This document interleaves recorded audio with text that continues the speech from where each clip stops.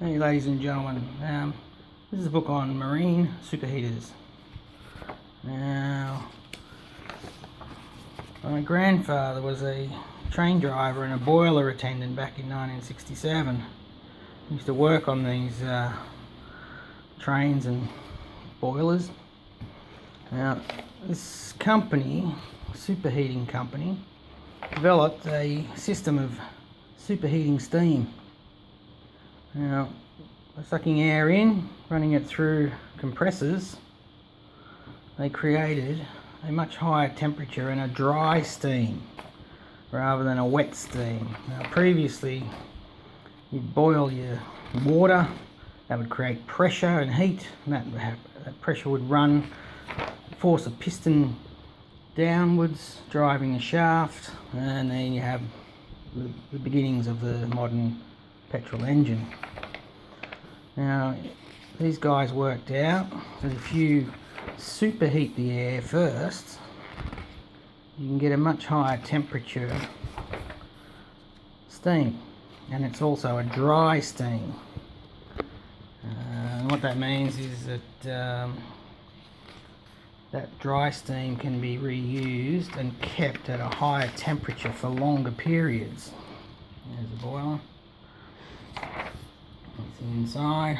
So you've just got lots and lots of tubes, getting the maximum efficiency out of the oil fire or the coal fire, creating lots and lots of hot steam and hot pressure.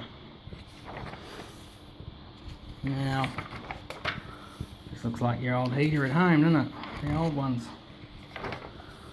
Now, Navy ships were using it, transport ships. There's a Navy vessel there. So you got water tube boilers, Admiralty boilers, Yarrow boilers.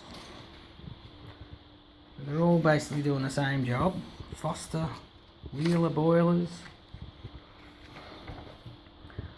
Look at that one. That one's pretty good, isn't it? Now, what it's saying is that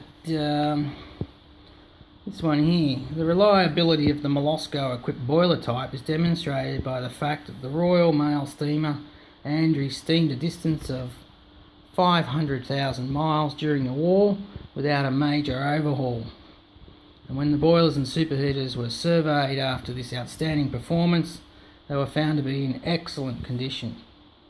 So, sounds like they can pretty much run forever. You know, unless the propeller hits something and snaps a shaft or something like that.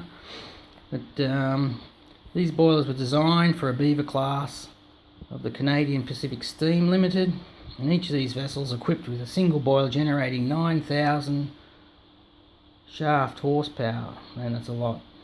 As the reheat cycle is used, the boiler operating pressure at 850 pound per square inch could be chosen. The initial steam temperature at the outlet of Molosco superheater is 850 Fahrenheit, and at the outlet of the reheater, 850 Fahrenheit. So we're talking about a pretty good efficiency there. There's no loss of heat between the start and finish process of the superheater. So, you know, basically we're talking about preheating the air, taking a little bit off the side to run through another reheater and an economizer, and then you've got the superheater, and then all that's gonna boil your steam and create your pressure to drive your piston.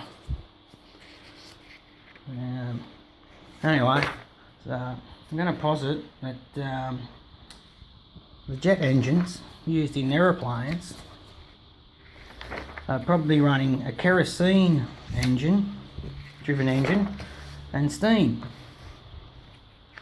Now, heat this superheater type arrangement running through a compressor will give you a turbine engine. Anyway, just my thoughts. And the guys on the Feul Hoax, I think they're using some fuel, but they're not using anywhere near what they say. And yeah, I think it is steam powered. Anyway, let me know what you think. Cheers.